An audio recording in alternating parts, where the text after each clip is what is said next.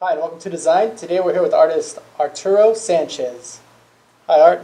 How's it going? Good, good. So for those who aren't familiar with you, I'd like to give an introduction of who you are, what you do, and what your goals are with your artwork. So our first question, your Instagram description says believer, husband, artist.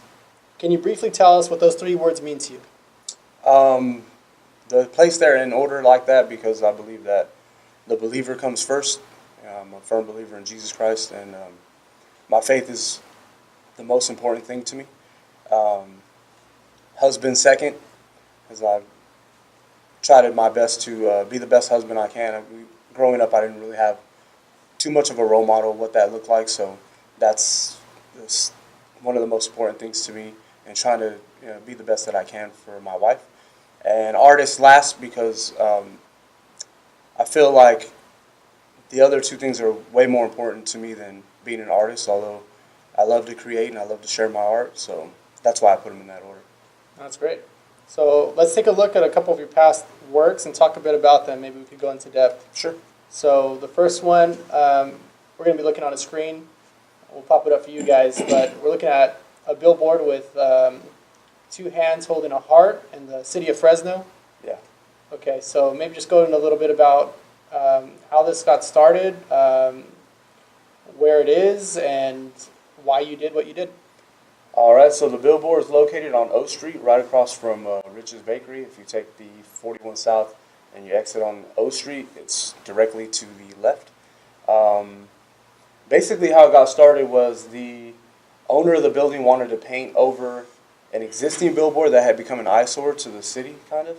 And he reached out through some things on Facebook, and a youth pastor actually reached out to me and said, "Hey, I think you'd be a nice fit for this. Why don't you check it out?" So I gave the gentleman a call. He explained to me that he has this love for restoring the city, and he wants to see, the city better than what it is. And we started talking, and I had this idea for just a picture of the city that just a beautiful picture of it. So that's where it took off from. I showed him the initial sketch, and he was on board, and went ahead and knocked that out in a couple days. So that explains sort of the framing, right? You wanted it to feel like a picture. I wanted it to actually feel like hands holding a beautiful picture of the city. And I work with hands. I use hands in my work a lot, some of my other works, and it's just kind of this theme that I have going. Hands kind of help to restore, help out each other, and so I wanted to use that in there, and that was the image I created, and the owner was cool with it, so we just rocked it, man. So how do you pick the colors? I notice you have this background that's sort of a turquoise, and then the purple, and then the yellow. Are those intentional colors? Yeah, what I wanted to do was, the main focus of the heart was the sunset, so I wanted to make sure I used colors kind of true to like a sunset look, and those hot pinks in the clouds and stuff like that. And then for the background, I wanted to use a color that was more muted so that those colors really pop off of it. I'm thinking about going back and adding some more stuff to that background just to kind of mess with it. Kind of that artist mind. I always want to keep tinkering and keep messing with those things. Especially the more you look at it, you want to just keep messing Yeah, with looking at it right now, I'm like, okay, I'm going to go fix this and fix that. So that was the goal in that one. And then the frame, I've always liked filigree and kind of ornate framing, this old antique-y feel, so I wanted to go for something similar to that. It was pretty difficult to do that one. I was up on a 15-foot scaffolding. That billboard is about 25 feet high, so it was pretty difficult to be up there with the wind, and I'm afraid of heights too, so I was up there and I was like, this is not a good idea. Yeah. But it was fun. It was a blast. Good. Okay, Arturo, so this next piece, we have a hand, and we have all different colors of hands, browns, whites. Looks like you got a variety in there reaching out to this hand in the center of what looks like some geometric stained glass surrounding the hand that they're reaching out towards, and sort of a light element behind the hand. So tell us about the background of this piece, sort of where it's located, and what your thoughts were while creating it. All right, so this piece is really cool. It's like really special to me.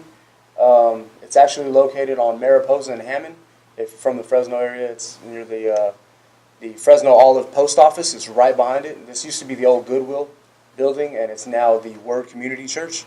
I was the lead art instructor there from 2013 2015, and we worked with inner city kids and some of the kids from the poor neighborhoods in Fresno. We'd bus them in and teach them art, music, dance, and so with the art class, what we did is I had this idea for like doing this huge mural, and it was originally 4 panels, and this was the second of the 4 panels. And what we did is I had all the kids come out, and they actually painted the entire blue. That square is the entire underneath is all blue, and they painted it all by hand, rollers, paintbrush. I had them do it, and then I just laid all the drawings and all that stuff down. So the concept of the piece is mercy, and it's God's hand reaching down to all of us.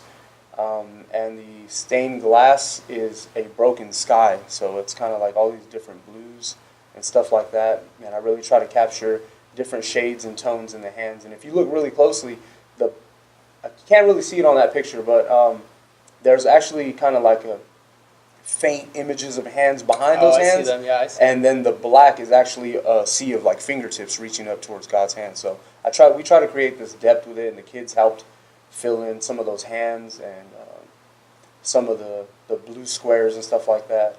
So that one was really cool, man, and it was a blast to do that. That's probably one of the funnest murals I've done. And now that you mentioned the filigree, I'm trying to see that. Yeah. I try to use that, man. It's sort of like your signature now. I mean, that's really neat. Okay, that's good. Next time I see filigree, I'm going to look for your signature on the bottom. Yeah, well, I try to think of it as an actual like art piece hanging on a wall. Right. And all art pieces kind of are framed by something. So I try to frame what I'm doing with something, and almost like it's just hanging there, you know. So how important is it for the community to be involved with your artwork? It's pretty important, man, for the youth, for the community, because in the end, the community is what inspires me. I create my art because of the community, because of what I see, because of what moves me, and I'm just moved, man, by what I see and everything, and trying to create images or create artwork that may inspire or may bring hope to people. Interesting story, while I was painting this one, there was a gentleman who actually came up to me and was like, ended up giving his heart to Christ because of what we were painting out there. So it was really cool, because I've never experienced anything like that. You know, I wouldn't think that people would come to the knowledge of God through art or through any of that stuff, and that's what's happening in that area. And it was actually pretty cool. That's amazing. Yeah, wow. Okay, so Arturo, this is a little further back, I'm assuming, from that previous image? Yeah, this is the entire wall. So we talked about the first image to the left, and then the center is actually an old wooden cross with the Word Community Church logo on it, which is a sword, the Word of God, and a world, a globe, or I don't know what you call it, Earth, from a distance. So yeah, that's their logo. I centered it in the center of the cross, and then immediately to the right of that is a picture of Christ holding a kingdom, and the kingdom's kind of in his arms. He's kind of just holding it there, and it was the same thought process behind the first one went into the second one, and I had a blast creating that one, man. The kids helped paint the background on that one, and I just went ahead and did my thing all around it, and we created that one.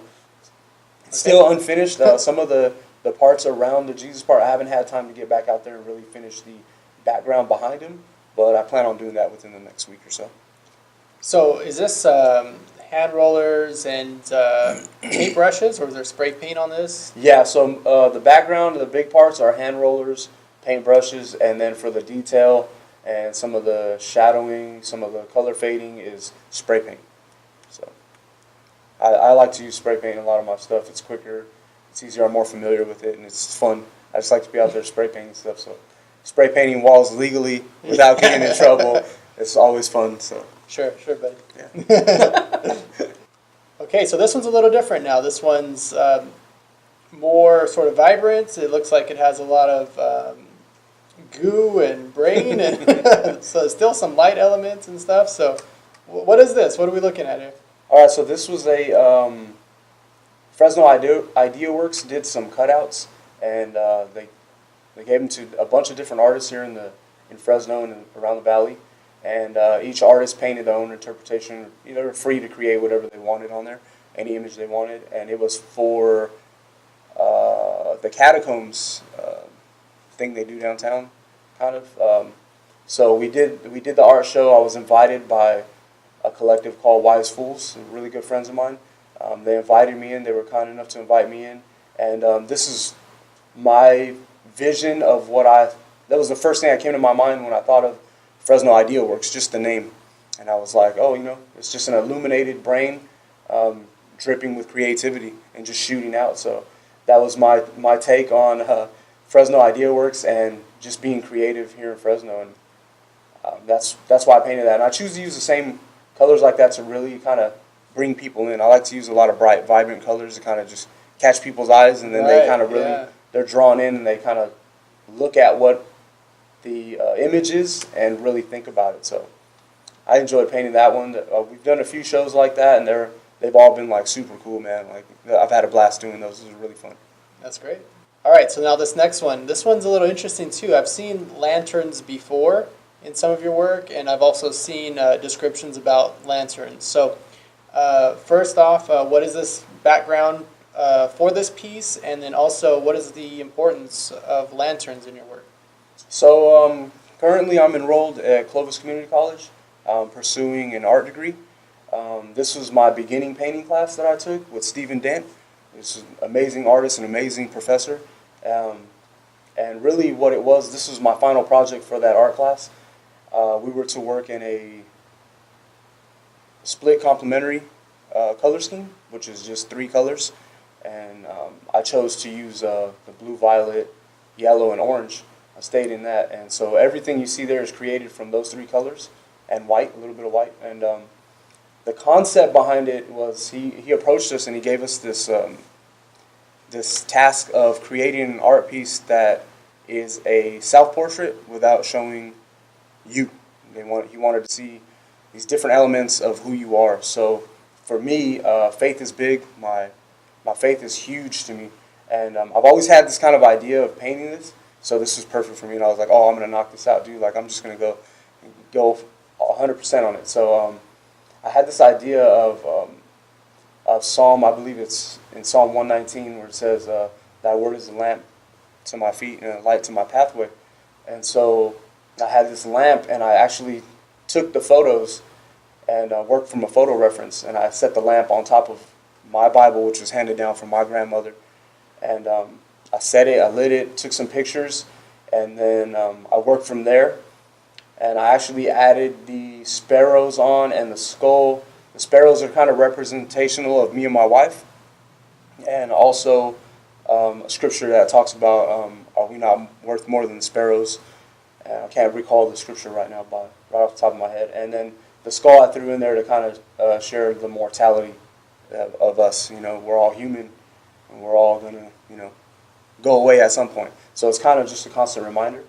So it's kind of laid out as just this image for you to look at and really take it in. And I like to see other people's what they take from it or what they think it is, their interpretation of it. So it's pretty cool. And while I was actually giving my little speech in class about what this meant, one of the people in my class actually pointed out that the sparrow yelling at the other one must be your wife yelling at you. I was like, no, it's probably me complaining about something. So it was pretty cool. I love to see stuff like that. So that one was really fun. That one's actually still up at the campus. So if you're ever there, you can go check it out in person.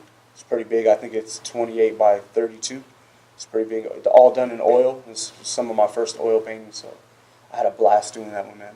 Yeah. It was really cool. Some of the things I see just right off the bat with that one is sort of the blue is sort of a really deep blue, sort of somber, and then you have this really vibrant light in the center that sort of brings a little bit of hope, I think, to that work, right? Yeah, and that was the goal. I mean, to create something that gives an impression of hope, and it gives an impression of light and something lighting up the darkness. So that was the goal, and I'm glad that you see it. I mean, Yeah, so no, it's hopefully great. other people see it and, you know, they're inspired or they know. Arturo, can you tell us about this skull now? What is this all about?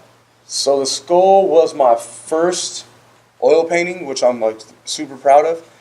Again, with Stephen Dent, and really what he wanted us to do was just do a real life study of the skeleton that they have in class, and he told us to choose one color, so that's all one color that we had to work from. It's called an indirect method of painting, where it's just layer upon layer upon layer upon layer. So I think that one took about 4 weeks, which is 8 classes, and I just chose the top of the skull because I just liked um, all the different patterns and cracks in the skull and all these different types of things going on up there. So I chose that, took a picture, and then I realized immediately after that I bit off way more than I could chew, and I was like, oh wow. So actually, Professor Dent helped me move through some of that stuff, and he helped me create these darks and really showed me what it was to add these different values and create these depths and Contrast. yeah, and contrast and all Right. these things and these shadows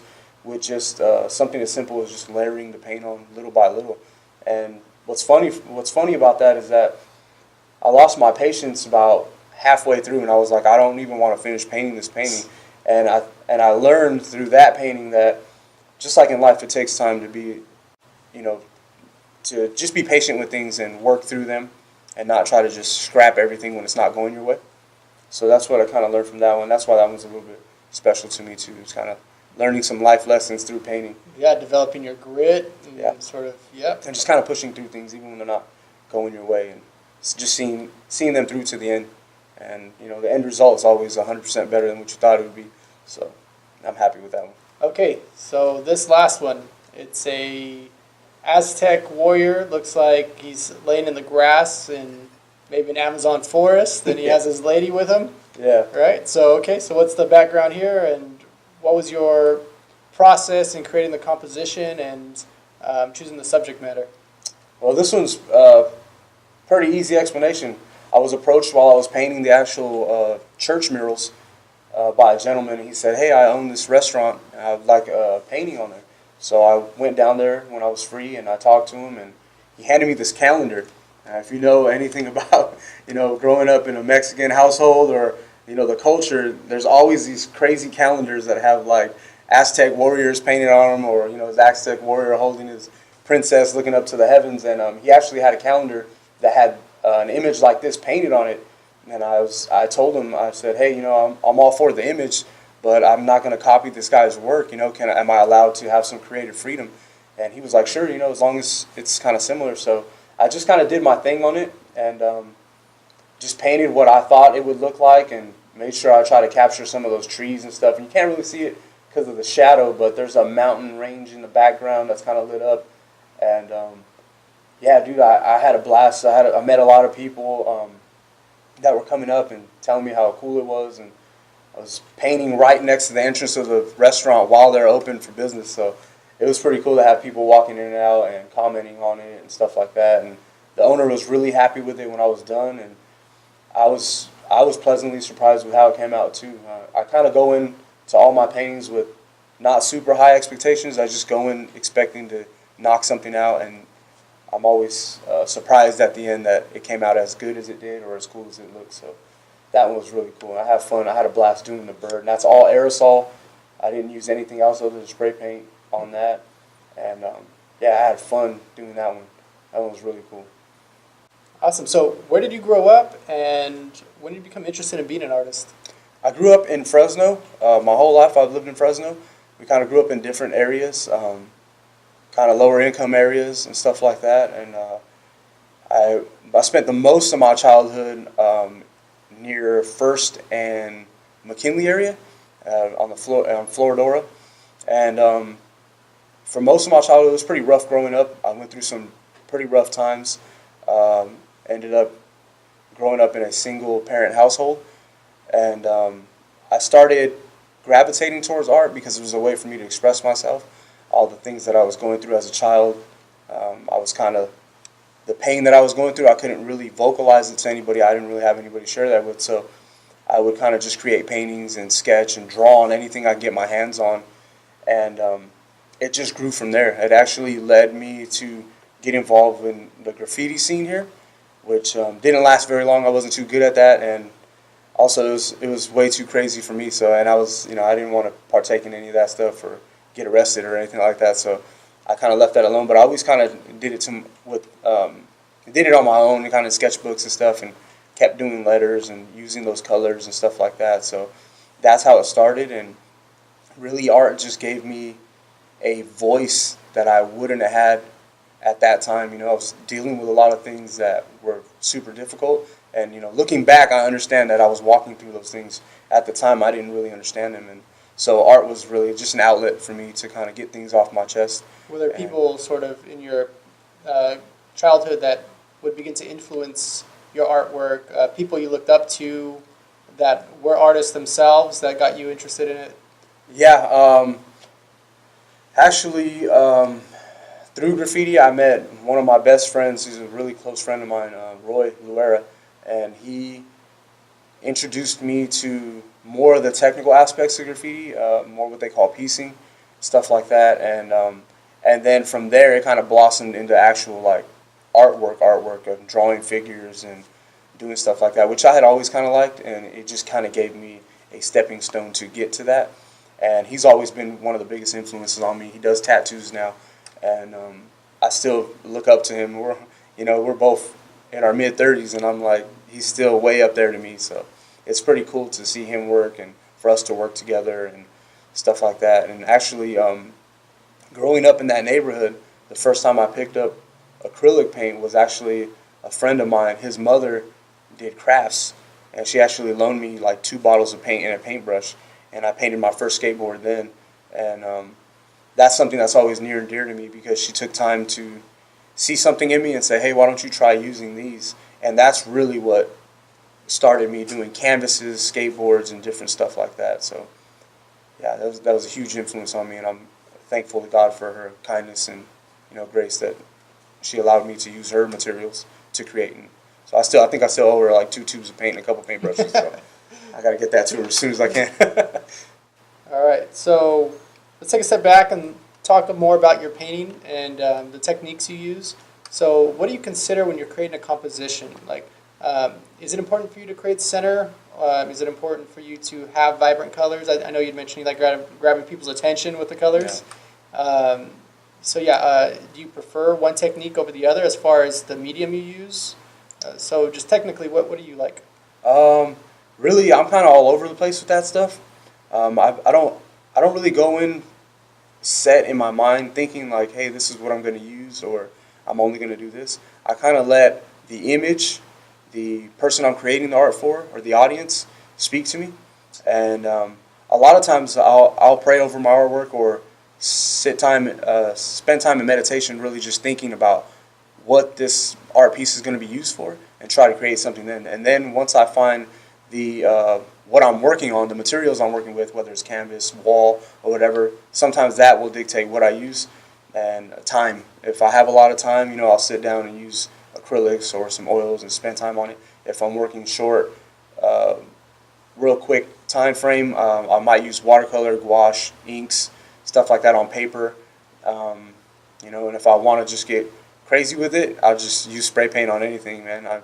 I use that stuff for everything, so I love working in it, and that's my creative process through it. So do you look up to any artists outside of the one you had mentioned, your friend growing up? Are there artists sort of in other communities, bigger cities, maybe more well-known artists that you look up to or you're inspired by? Yeah, I'm definitely inspired by all the artists that are creating street art, is what they call it, murals, stuff like that around. Some of my biggest influences are like Tristan Eaton, Human, Arise from Spain, different artists all over, Sainer from Mexico. Some of these guys just around the world are creating just beautiful, beautiful works of art, and the goals and aspirations is to be there one day, and that's where I really push myself. I'm really motivated by what they're doing, how they're affecting communities. Another guy that's a really big influence is, if you look him up on Instagram, BMike2C.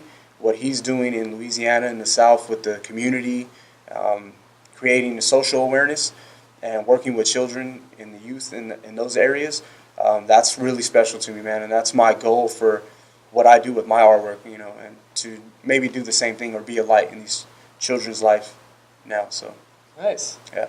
So when you're creating a piece of art, you've heard it before, I'm sure, that people consider art as a form of therapy and it's sort of meditative, right? So especially when you're doing these bigger pieces, do you ever zone out and just think about stuff? And if so, where does your mind go when you're creating these pieces?